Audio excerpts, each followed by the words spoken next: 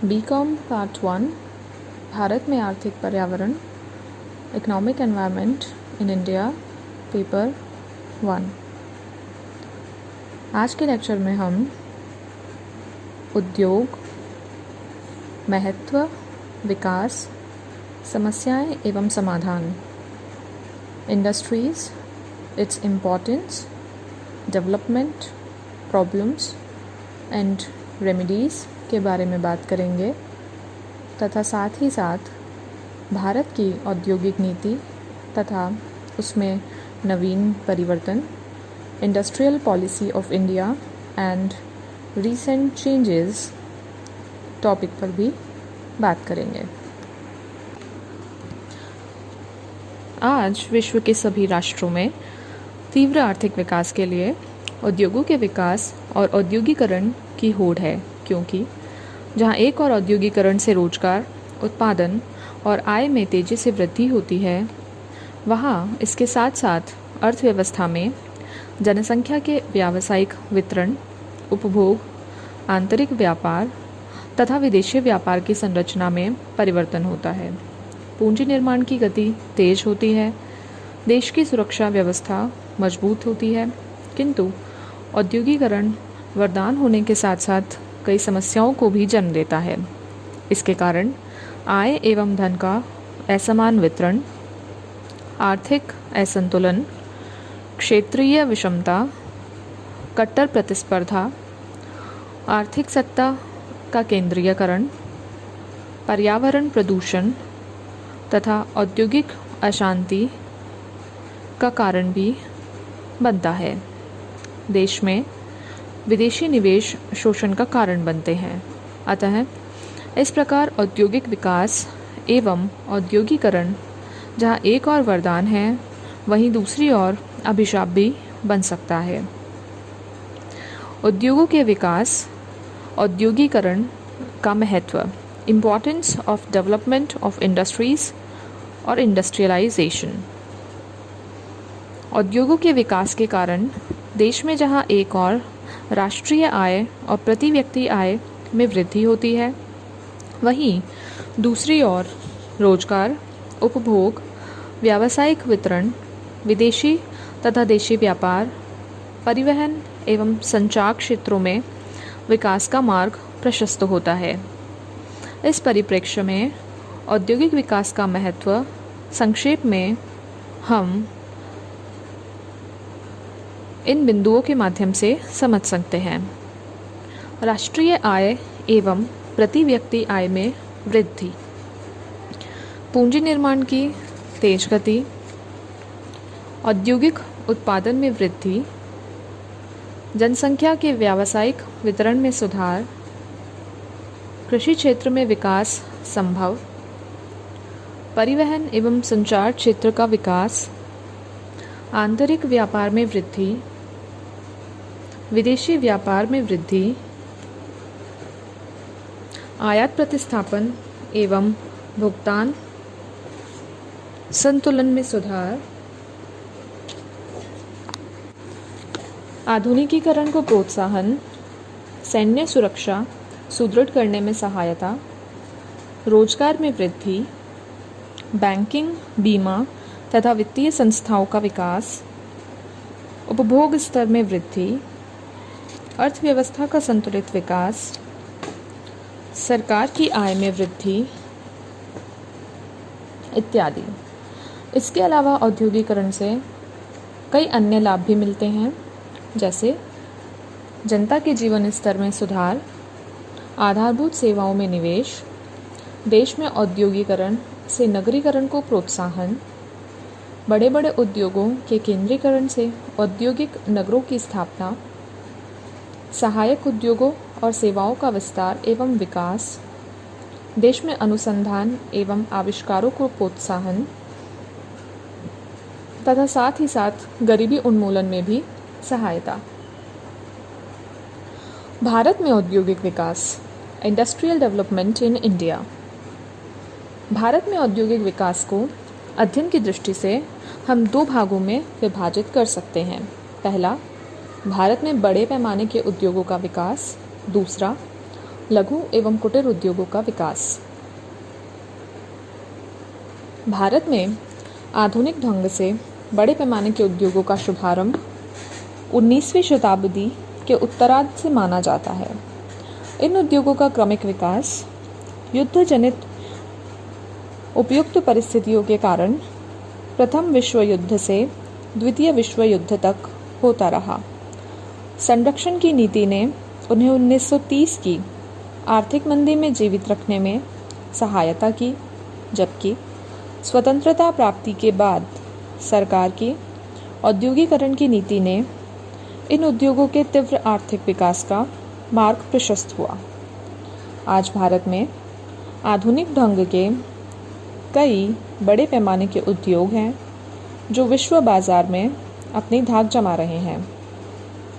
भारत में बड़े पैमाने के उद्योगों में हम उन औद्योगिक इकाइयों को शामिल करते हैं जिनमें स्थायी पूंजी निवेश 70 लाख रुपए से अधिक है और जिनमें बड़े पैमाने पर उत्पादन होता है और कई लोगों को रोजगार प्राप्त होता है।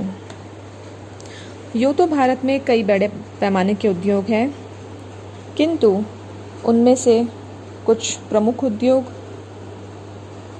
लोहा इस्पात उद्योग, सीमेंट उद्योग, सूती एवं सिंथेटिक वस्त्र उद्योग, जूट उद्योग और चीनी उद्योग बहुत ही महत्वपूर्ण है। भारत में लघु उद्योग किसी भी देश की औद्योगिक संरचना में कुटीर उद्योगों एवं लघु उद्योगों का विशेष स्थान होता है। भारतीय अर्थव्यवस्था, जिसमें पूंजी का अभाव, श्रम की अत्यधिक पूर्ति तथा तकनीकी ज्ञान का अभाव आदि में इन उद्योगों का अत्यधिक महत्व है। इन उद्योगों का अतीत बहुत ही गौरवपूर्ण था, परंतु अंग्रेजी शासनकाल में इन उद्योगों का इतना पतन हुआ कि भारत में लघु एवं कुटीर उद्योग समाप्त प्रायः हो गए। स्वतंत्रता प्राप्ति के बाद इनके विकास के लिए काफ़ी प्रयास किए गए, फिर भी समुचित विकास नहीं हो पाया। कुटीर उद्योगों का आशय उन उद्योग धंधों से है जो एक ही परिवार के सदस्यों द्वारा एक छत के नीचे पूर्णतः या आंशिक रूप से संचालित किए जाते हैं। राजकोषीय आयोग के शब्दों में कुटीर उद्योग वह है जो पूर्णतया या मुख्यतः परिवार के सदस्यों की सहायता से पूर्ण या आंशिक व्यवसाय के रूप में चलाए जाते हैं। उत्पादन की पद्धति परंपरागत होती है। लघु उद्योगों के अर्थ में समय समय पर परिस्थितियों के अनुसार परिवर्तन हुआ है। राजकोषीय आयोग के अनुसार लघु उद्योग वह उद्योग है जो मुख्यतः 10 से 15 श्रमिकों की सहायता से चलाए जाते हैं। इनमें से वे सब इकाइयाँ व संस्थान सम्मिलित होते हैं जिनमें 5 लाख रुपए से कम पूंजी लगी हुई होती है। वर्तमान में श्रमिकों की संख्या पर ध्यान न देकर नई औद्योगिक नीति 1980 के अनुसार विनियोजित पूंजी पर ध्यान दिया जाता है। 1996-97 के आर्थिक सुधार के बाद 3 करोड़ रुपए से कम पूंजी विनियोग वाले उद्योगों को लघु उद्योगों की श्रेणी में गिना जाता था। भारी मशीनरी वाले छोटे उद्योगों में यह सीमा 3 करोड़ रुपए थी। अत्यंत छोटे उद्योगों में पूंजी सीमा 25 लाख रुपए की थी। लघु उद्योगों में निवेश सीमा 3 करोड़ रुपए से घटाकर 1 करोड़ रुपए की।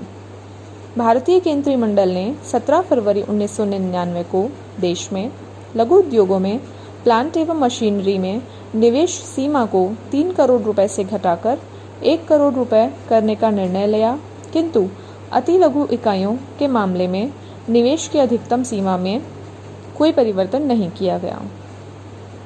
2006 में छोटे, लघु एवं मध्यम उद्योगों का नया श्रेणीकरण किया गया। MSME एक्ट 2006 इस अधिनियम के अंतर्गत लघु उद्योगों को 2 प्रमुख श्रेणियों में विभाजित कर उनको निवेश के अनुसार 3 मुख्य स्तरों क्रमशः छोटे, लघु एवं मझौले उद्यमों में वर्गीकृत किया गया, जो इस प्रकार है।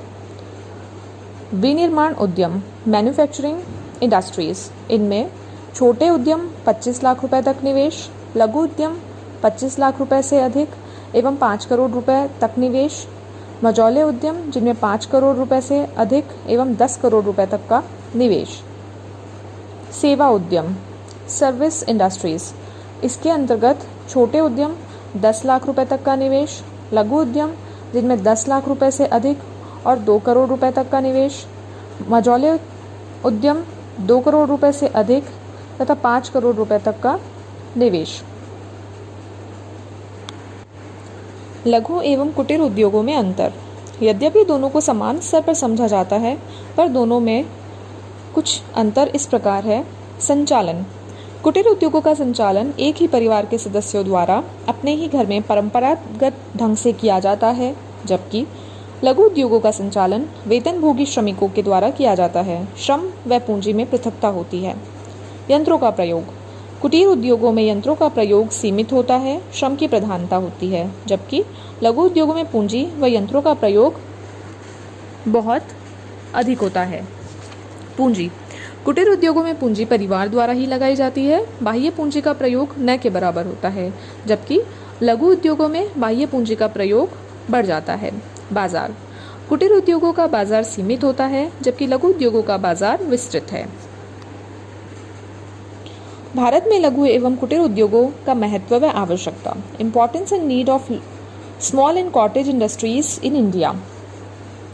रोजगार के लिए, कम पूंजी व अधिक उत्पादन प्राप्त के लिए, आय व व्यय का न्यायोचित वितरण के लिए, अर्थव्यवस्था के संतुलित एवं सर्वांगीण विकास के लिए, एक विकेंद्रित अर्थव्यवस्था के लिए, विदेशी मुद्रा अर्जन के लिए, संचालन की सरलता है, औद्योगिक शांति व संघर्षों से मुक्ति, युद्ध में सुरक्षा, कलात्मक व श्रेष्ठ वस्तुओं का उत्पादन, देश की सभ्यता व संस्कृति के अनुरूप, व्यापार चक्रों से मुक्ति व सामाजिक कल्याण, शीघ्र उत्पादन वृद्धि तथा मूल्यों पर नियंत्रण में सुविधा तथा राष्ट्रीय आय व प्रति व्यक्ति आय में वृद्धि के लिए।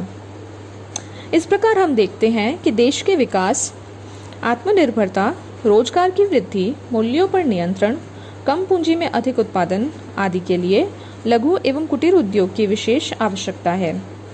वे हमारी परंपराओं के अनुरूप तथा समाजवाद के अनुकूल हैं। लघु एवं कुटीर उद्योगों की समस्याएं व कठिनाइयाँ।